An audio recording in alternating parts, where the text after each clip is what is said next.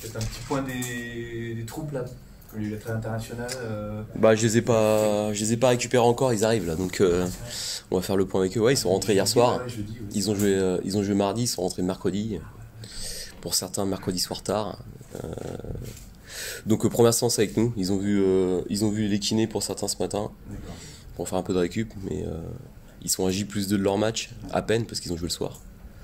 Donc on est sur un timing très serré, donc on va faire le point tout à l'heure. C'est moins embêtant pour un gardien ou tu es Non, c'est exactement pareil pour moi. Au contraire, c'est une fatigue nerveuse et au-delà de la fatigue, il y a les déplacements. Il y a les déplacements, il y a le changement de climat, il y a des conditions de vol qui sont évidemment pas les mêmes que pour des clubs plus fortunés ou des grandes nations. Voilà, donc c'est évidemment difficile de pouvoir envisager de faire jouer des joueurs qui ont voyagé, qui ont joué le mardi soir très loin d'ici et de pouvoir jouer. Après, ça veut pas dire que c'est impossible, mais il faut vraiment bien évaluer les choses. C'est un élément qu'on n'évoque pas, mais le changement de température, ça peut être aujourd'hui Ouais. peut-être qui fait Bah, on a de la chance, c'est qu'on a quand même des températures très clémentes et que le choc thermique n'est pas excessif, mais oui, tout compte. Hein. Décalage horaire, le sommeil altéré, voilà, tout compte. Un gardien de but ou un joueur n'a pas la même fatigue, mais la fatigue elle est existante même pour un gardien parce que la concentration, la vigilance, l'aspect nerveux, l'influx nerveux, c'est ce qui fatigue le plus. Donc voilà, on verra. C'est-à-dire que tu es dans une phase de réflexion. Ouais, non, je suis même pas en réflexion, je vais observation à l'entraînement, discussion, faire le point. Mais ce qui est sûr, c'est que je donne du sens aux entraînements. Donc quand tu as des joueurs qui arrivent au dernier moment comme ça, c'est toujours difficile pour moi parce qu'on a préparé le match depuis. On a quitté les joueurs le soir à Rodez pour certains. Ils ont rejoint leur sélection et on est 2 semaines plus tard et on les retrouve. Donc on ne sait pas ce qui s'est passé depuis. Et en plus, on n'a pas les données GPS de tous les joueurs avec certaines sélections. On les récupère pas, donc on connaît pas la charge. Au niveau effectif, il y a eu un peu de casse à la Rochette. Ouais, alors la bonne nouvelle c'est qu'on récupère les deux, donc ça c'est bien. Et Jesse et Eddy qui ont pu s'entraîner quasi normalement. D'accord. Voilà. Donc il y a que Théo avec son orteil. Théo avec son orteil qui est d'ores et déjà forfait, et Yann Estelfech qui est forfait pour un souci musculaire également. Ok, ton paquet, ça va mieux du coup, tu l'avais ménagé là. Ça va mieux, il est en reprise, une reprise qui est pas idéale parce que le souci qu'il avait musculaire nécessite certains types d'efforts et on a été sur des terrains très gras, du synthétique, resynthétique, regras et forcément lui c'est des stimulations dans la zone qui lui font pas forcément de bien, donc on est très vigilant, on y va progressivement et même s'il a repris, on est quand même sur une reprise on va dire progressive. On pourrait penser qu'après, pendant une terrain internationale, vous pouvez bien travailler, bien musculalement. On se rend compte qu'il y a pas mal Bah, de on aurait pu, on aurait dû. Nous, le problème, c'est qu'on n'a pas de terrain, quoi. Donc on en revient toujours au même stade, c'est qu'on travaille, mais on est toujours gêné. Cette semaine, par exemple, on s'est entraîné début de semaine à un endroit, puis un autre, et encore un autre. On a fait trois lieux différents dans la semaine, et surtout 3 surfaces de jeux différentes. Donc nous, par rapport à ça, on est obligé d'adapter notre charge. On s'entraîne pas autant qu'on le voudrait, en tout cas pas autant que je voudrais.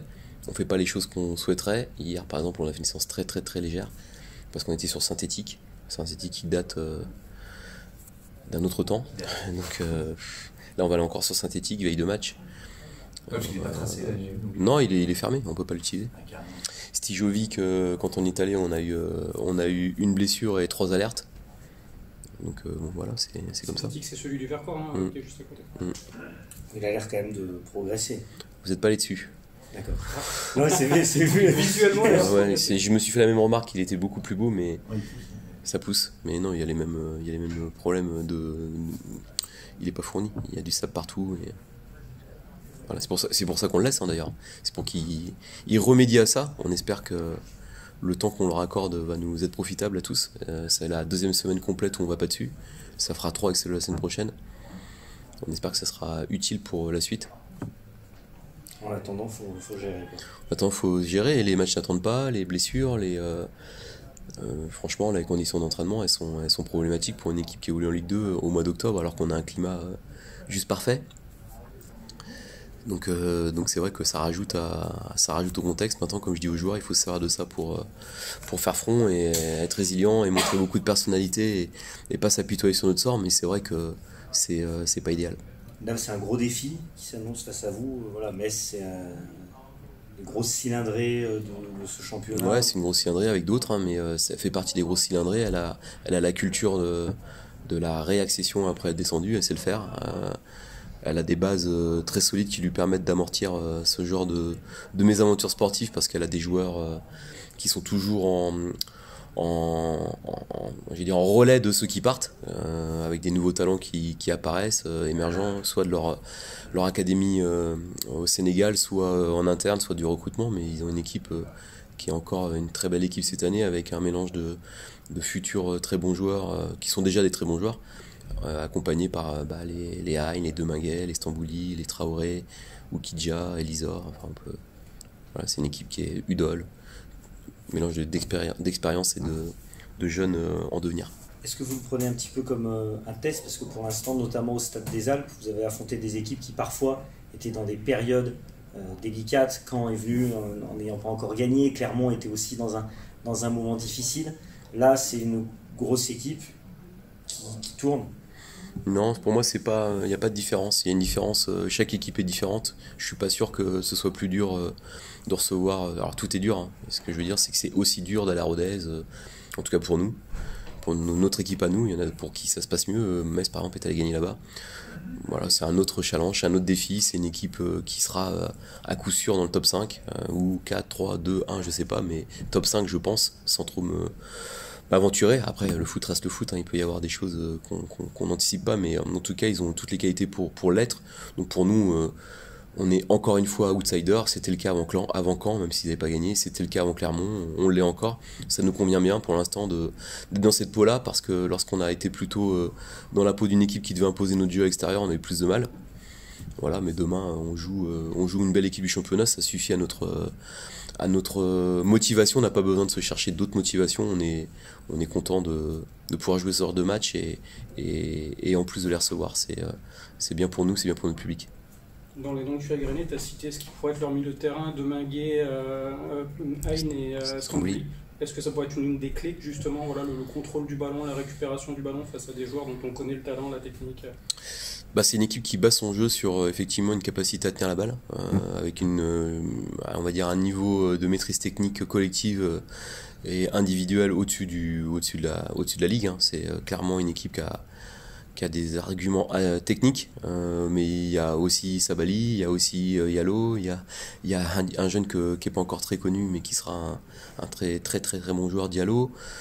Donc, oui, il y a ce problème-là, mais il y en a d'autres ailleurs, donc c'est un équilibre, et c'est se concentrer uniquement sur le milieu de terrain, ça serait une erreur. Et puis se concentrer uniquement sur Metz aussi, il faut qu'on soit capable nous aussi de poser des problèmes à Metz. Mais ça passera évidemment par une forte densité athlétique, mentale, tactique pour les contrecarrer.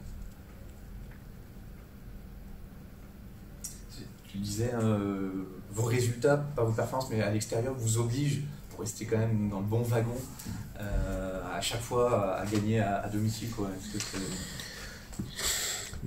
on s'oblige parce qu'on veut gagner les matchs. Évidemment, le wagon, oui, moi je regarde pas trop ça. Je regarde nos prestations, je regarde la progression, je regarde le moment présent. Je suis pas trop dans la projection de classement, si on gagne. Vous savez que Grenoble, à la base, est une équipe qui joue pour avoir un maintien serein et avoir une capacité à donner du plaisir aux supporters, à promouvoir des joueurs, toutes ces choses-là. Donc on est en temps de passage. Si ça nous amène à jouer parfois top 5, tant mieux. Si c'est pas le cas, ça montre qu'on a encore des progrès à faire. Mais pour être dans le club depuis 3 mois, je sens et je ressens que le défi il est permanent à Grenoble, de pouvoir déjà bien s'entraîner. Donc pour nous être là où on est, c'est un plaisir. On va tout faire pour rester, mais on sait qu'on n'est pas du tout dans la même catégorie que ces équipes là. Ça veut pas dire qu'on n'est pas ambitieux, ça veut pas dire qu'on n'a pas les arguments pour les embêter. Mais se mettre une pression pour rester là-haut, ça serait stupide, parce que ça empêche parfois de mettre notre concentration et notre attention sur les éléments qui comptent. Et les éléments qui comptent, c'est de bien s'entraîner pour faire progresser nos joueurs et créer une identité collective forte, que les joueurs aient des certitudes sur le terrain. Et quand on a ça, on a un peu plus de chances de gagner des matchs. Bon, Compte tenu des conditions d'entraînement, est-ce que tu estimes justement que c'est ralenti ce côté progrès aujourd'hui entre les absents, ceux qui sont en sélection, etc. Moi, je pourrais faire la langue de bois et dire non, mais oui, clairement, c'est clairement un problème dans la période parce que on est dans un environnement concurrentiel et je me dis que nous, ce qu'on ne fait pas. Alors, les internationaux, tout le monde en ont. Il y a des équipes qui en ont plus, d'autres qui en ont moins. Ça, on va dire que ça peut s'équilibrer. Les conditions d'entraînement, je pense que clairement on est très très en dessous de ce qu'on devrait avoir aujourd'hui. Alors je sais qu'il y a des projets qui arrivent, mais par exemple Pau inaugure une pelouse hybride, Laval va avoir une plaine de journées hybrides. Voilà, tous ces clubs-là ont des conditions d'entraînement aujourd'hui qui sont largement au-dessus des nôtres. Rodez va avoir 2 pelouses hybrides et 2 synthétiques. Donc la concurrence avance dans la capacité à donner la qualité à la valeur entraînement. Et la valeur entraînement, c'est ce qui, à un moment donné, fait progresser ou pas. Et nous, voilà, alors on optimise. Hein. Ça veut pas dire qu'on n'a rien fait, ça veut pas dire qu'on n'a pas préparé notre match, mais ça veut dire que parfois on est limité par les structures quand on pense à un exercice ou à une situation, ou ne serait-ce qu'à doubler les séances. Voilà, par exemple, cette semaine, j'ai pas pu doubler parce qu'on avait des conditions d'entraînement qui ne le permettaient pas. Petit mot sur Stéphane Lemignan, que tu as dû croiser quand tu étais au Poiré, lui à Vannes et à Boulogne. Ouais. C'est plutôt des bons souvenirs et quel regard tu portes? Ouais, on se connaît très très bien, on s'est rencontrés souvent et on vient de même zone géographique plus ou moins. Enfin, lui il est breton et pas moi, mais on s'est souvent côtoyés, on s'apprécie et c'est un technicien de grande valeur. Et c'est bien qu'il ait pu avoir une équipe et du matériel comme il a pour pouvoir mettre en place ses idées. Et puis c'est un compétiteur, donc on aura à cœur demain de suivre une belle bataille. Est-ce que tu trouves justement que son FCMS ressemble à son Concarneau, à son Vannes, à son Boulogne? En tout cas, ça commence à y ressembler, ça c'est clair. On sent sa patte. Toi qui as connu aussi le monde amateur, c'est difficile comme ça de conserver une patte justement quand on change. Est-ce que l'Oswald Tanchot du Poiré-sur-Vie et celui du Havre par exemple étaient identiques ou il y a forcément de l'adaptation à avoir? Non, il y a l'adaptation. Je pense que le propre des entraîneurs qui viennent des milieux inférieurs, c'est la capacité d'adaptation.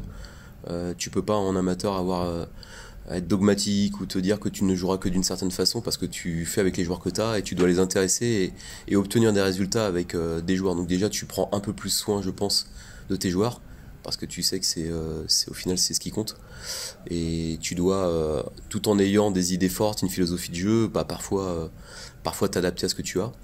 Quand tu es dans un très grand club où tu as les moyens, tu prends les joueurs dont tu as besoin et tu construis. Voilà, je pense que Stéphane comme moi, on est plutôt des bâtisseurs et qu'à chaque fois c'est dans le temps qu'on peut réellement poser notre patte. Mais quand tu as des très bons joueurs, je pense que pour lui d'avoir des joueurs comme Deminguet, Hein et d'autres, ça lui permet d'aller plus vite, évidemment.